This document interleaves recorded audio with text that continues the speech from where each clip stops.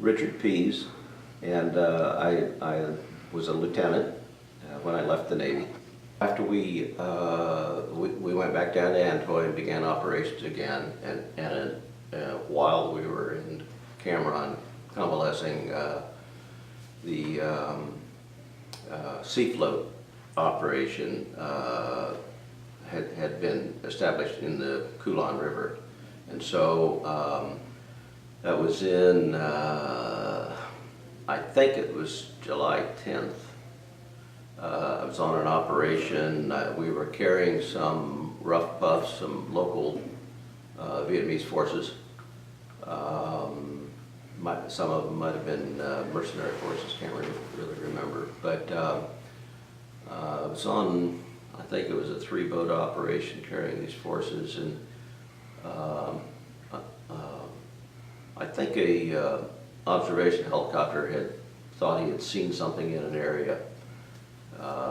We weren't all that far from sea float, maybe 3 miles or something like that. I don't remember exactly, but anyway, it thought they'd seen an area in this little inlet, and so we got the order to go in there and drop the troops, and so we went in there, and I was the first boat in, put the nose on the beach to let the guys disembark, and these Vietnamese forces got off it, and I think Chuck Rabel on the 35 boat came in there right beside me. I think he was OTC at the time, and so shortly after, just a few minutes after the guys had gotten off the boat,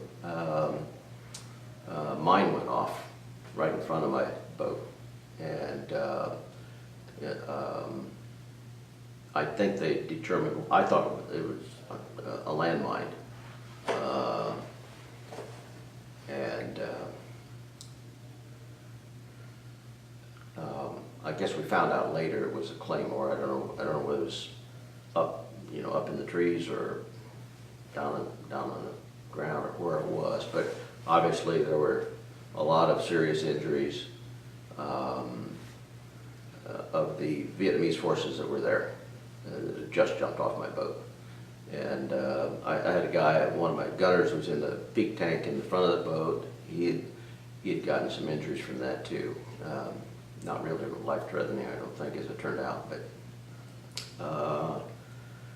so of course when the explosion goes off, everybody starts shooting, and so as soon as I realized what had happened, and it was what I thought was a landmine, I just started screaming, "Cease fire!" It seemed like, particularly after I had a bypass,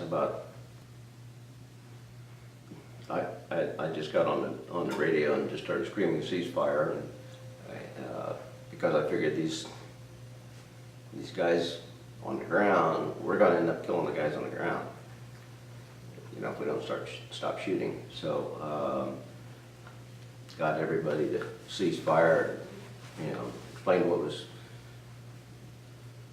going on, and so we then, I told the OTC we needed to, we got people seriously injured, we need to get them out of here, and so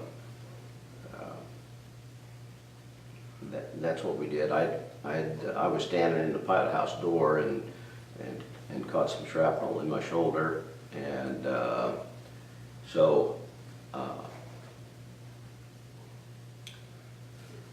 we got the guys back on the boat. A lot of them seriously injured, and did what we could for first aid. We were very close to sea float, so we got them loaded up and out of there, and headed back to sea float, where they could be medevaced. And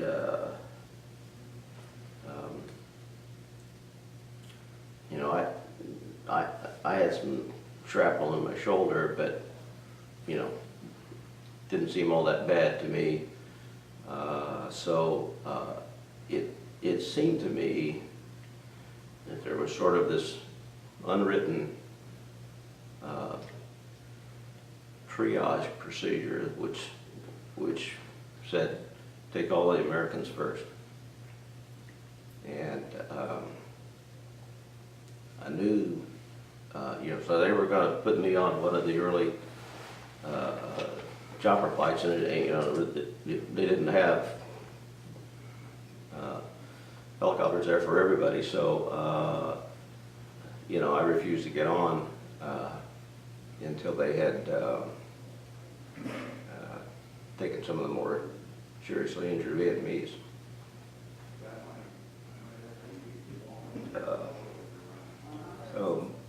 So then I eventually got on the last flight, and we had 2 or 3 guys on stretchers in the back, and of course the corpsman had bandaged me up, in the meantime, and so I ended up sitting beside the pilot, which was kind of a kick. So, I thought, so I'm sitting here with, a bandage, shoulder, flying, going off in this helicopter, sitting beside the pilot. This is pretty neat. So, that part was kind of fun, I guess. And